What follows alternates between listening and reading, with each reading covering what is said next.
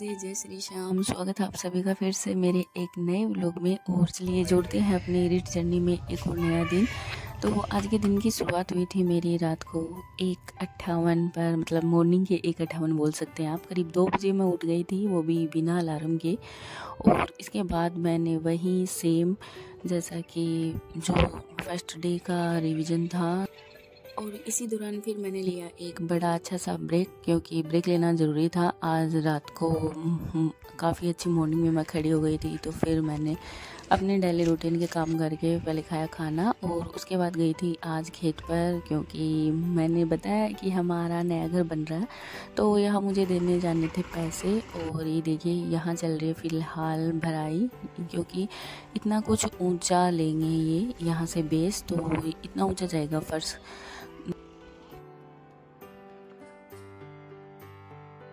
तो ये वाला काम करने के बाद यहाँ पर फिर आएंगे वापस मिस्त्री लोग। तो यहाँ पर पापा लगे हुए हैं, और ये देखिए साइड से नज़ारे वही नए घर के। अभी बस मन कर रहा है जल्दी से जल्दी यहाँ मैं सबसे पहले शिफ्ट होने वाली हूँ।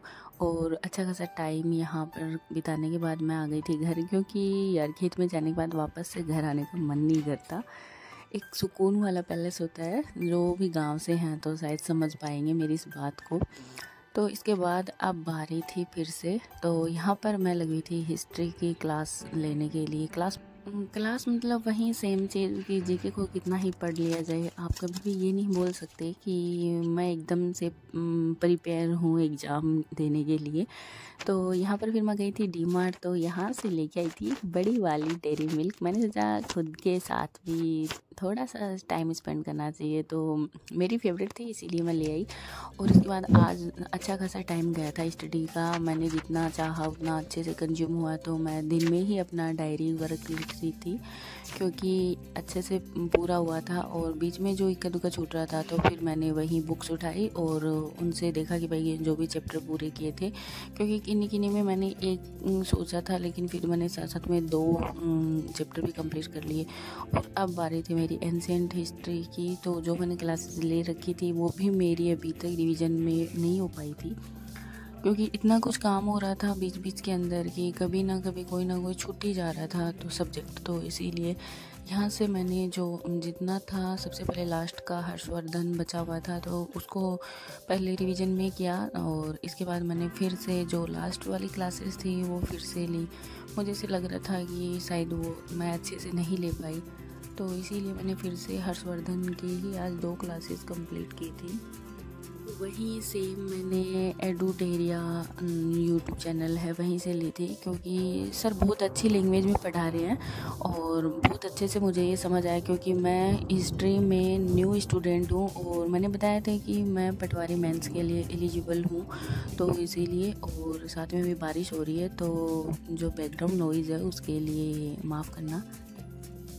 टीचिंग मेथड के लिए मेरे पास मैसेज आ रहे थे कि दीदी प्लीज़ टीचिंग मेथड की कोई बुक बता दो। तो आप रीड के नाम से कोई भी बुक ले आना अपने सब्जेक्ट वाइज, या फिर आप बोल सकते हैं कि स्पेशली टीचिंग मेथड के लिए बुक चाहिए तो आपको मिल जाएगी। और वैसे मेरे पास जो बुक है उनके पीछे भी टीचिंग मेथड दिए हुए हैं, और साथ में मुझे कोचिंग से जो मिले थे मेथड और जो भी मैंने नोट्स लिखे थे तो मैं उन्हीं से कवर कर रही हूँ। टीचिंग मेथड मैं स्पेशली ओनली उन्हीं से कवर कर रही हूँ।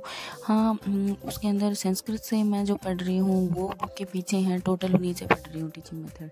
और कमेंट आ रहे थे कि आपका लेवल कौन सा है, तो मैं 2nd लेवल से हूँ। और फिर आ रहा था कि आप हिस्ट्री इतना क्यों पढ़ते हैं, तो मैं बता दूँ 10 से 11 मई को पटवारी होने वाला है मेंस, तो मैं उसके लिए एलिजिबल हूँ। मेरा सीटी क्लियर है, तो और रीट मेरा ऑलरेडी क्लियर है, इसलिए मैं मेंस की ज़्यादा प्रिपरेशन कर रही हूँ। तो ये मेरे पटवारी में भी काम में आएगा, और प्लस में जो रीट मेंस में भी काम में आ जाएगा।